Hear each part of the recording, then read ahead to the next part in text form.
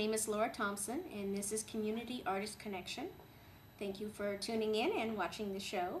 Tonight, I have the great pleasure of talking to Marilyn Mitchell. She's a local San Diego artist, and she has a lot of great work that's going on right now. Hi, Mick. How are you doing, Marilyn? I'm doing great, thank you, Laura. So, tell me a little bit about your process with your art. Do you do research, or how is it that you decide what to do? Most of my current work involves work that's either been done, that I use either newspapers or magazines or any kind of printed material that is around, because I think that those are things that show our society as they are, and so they are really relevant to who we are. And I use particularly newspapers that have advertisement and news stories side by side, and normally you might look at a newspaper and not even notice, oh, they've got this incredibly horrible situation that's happened, this tragedy, and right next to it is an advertisement for a fur coat or, you know, a pretty diamond ring or something. And when you draw it as an artwork, it immediately becomes apparent that we tolerate the kind of advertisements that go right next to news stories without even thinking about it. So that's part of the art, is using pretty much printed media. And how is it that you decide on a subject matter? Oh, that really varies. It used to be that what I would do is I would pick a day, let's say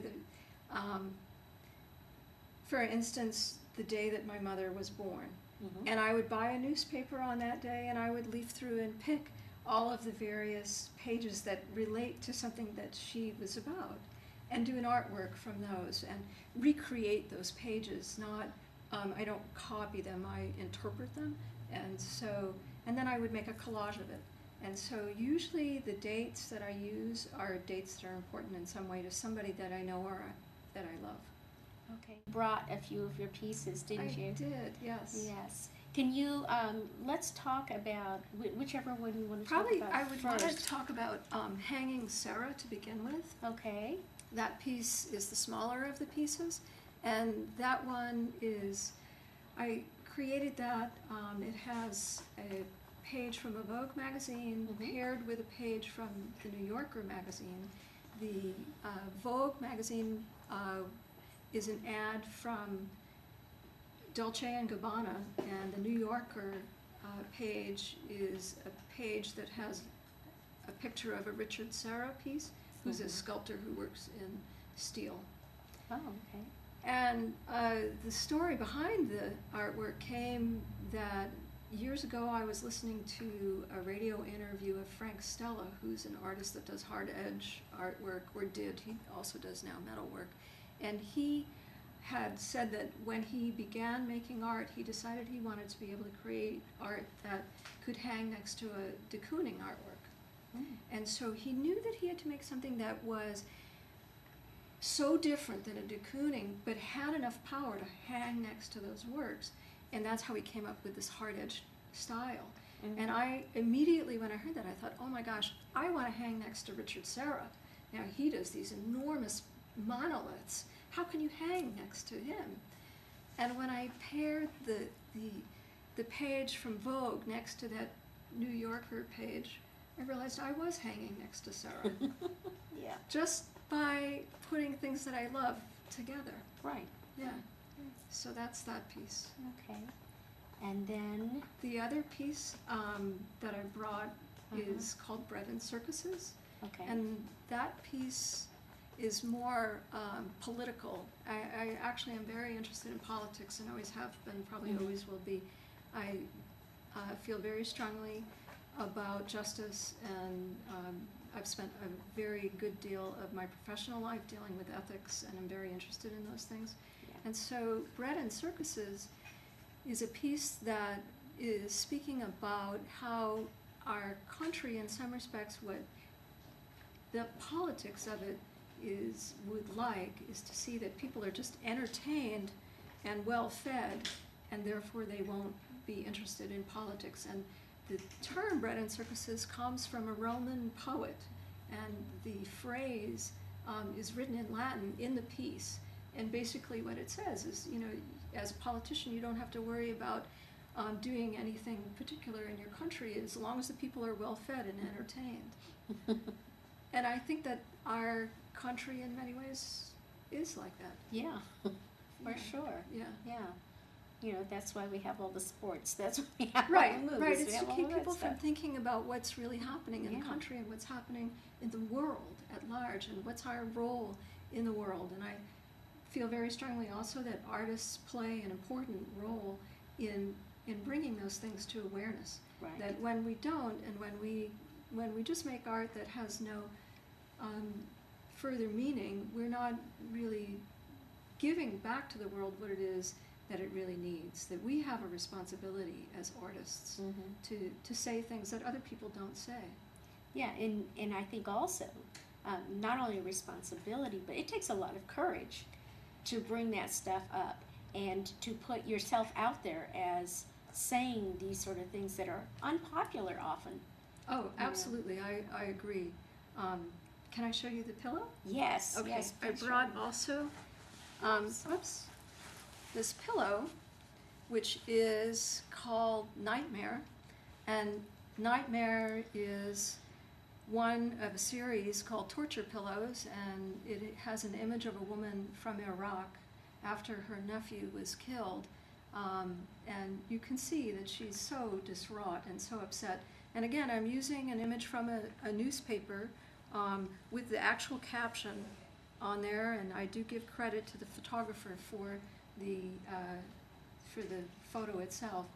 It's a very simplified version of the photograph. I didn't do it as it was exactly. And I think the idea to put it on a pillow, basically what I was trying to say is that we're so comfortable with the idea of torturing others in this world, we could practically make it into pillows that we'd use in our living room. And so, and yeah, it takes some bravery and some idea that maybe you don't have to make art that's always pretty, that it doesn't always have to be about beauty. Although I do love beautiful things and do think that beauty is very important. I think that art really has a place in being controversial, getting people to think, Yes. just being and seeing things. Yes. Yeah. I agree. I think Right. that it's well, again, do artists have responsibilities? Are there certain things that we should or shouldn't do? And I believe that there are certain responsibilities, and one of those is certainly to do work that is brave and courageous and has impact in our own time. And if we are always afraid, how can you be an artist if you're afraid? You Right. really have to be less afraid in order to make work that's truly different. Yeah, even if you're just doing something that's beautiful and the only reason you did it is because you wanted something that was beautiful. When you exhibit that piece, you're taking huge risks. Oh, Even absolutely. then, because you're putting out part of you and what you see as beautiful, and somebody else may not think that's beautiful, but you do. So even the fact if you just do one of those really pretty to look at pieces, it still takes a lot of courage to Well, exhibit. artists are always taking risks in some respect. As far as I'm concerned, though, if the higher risk you take, the greater the gain. Mhm. If you play it safe, it's not the place to be. That's not what it's about to be an artist. There's a risk involved. There's a financial risk, obviously, because you don't know if anybody's going to buy your stuff. It's a risk in terms of time and your relationships, that you're spending time making work and not doing maybe things that other people want you to do. And so you're risking an awful lot. You're in some ways, I think that artists are gamblers, and they gamble everything on their art. That's what I've done. I mean, I really have gambled everything on my art. Even my job in some way is a gamble because it is meant to support the art. And if I didn't have that, again, what would I be without the art? How would I live? I think it is so integral to who we are to be artists. Right. One of your questions was, are you compelled to do Right. art? Oh, absolutely. I mean, I don't think I could survive without doing art. And I write too. I probably write every single day. I think that expressive people are that way. Although I think you also do something else.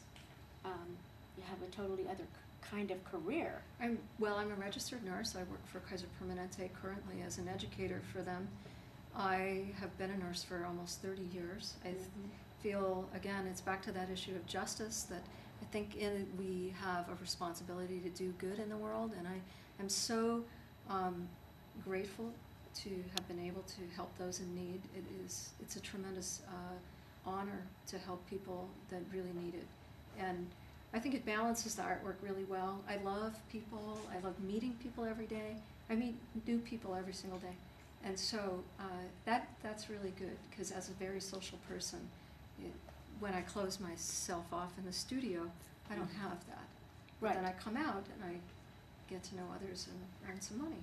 Yeah, earning the money is a good part too. You know. Well, it's a freedom. I don't have to worry, well, is anybody going to buy my torture pillows? Or I have a very large piece that I didn't bring tonight that I did 1,000 portraits of soldiers that died in Iraq. And it took me 7 months. I think it was a really important piece to do. Do I want to worry about the fact that who or where it will go, or if somebody will buy it before I make it? I think not. I think that you need to make your work, and you have to have that freedom. And sometimes financial freedom is essential, because how else do you pay for the supplies? How do you rent a truck when you're going to haul these 8 feet piece works around? You need the money.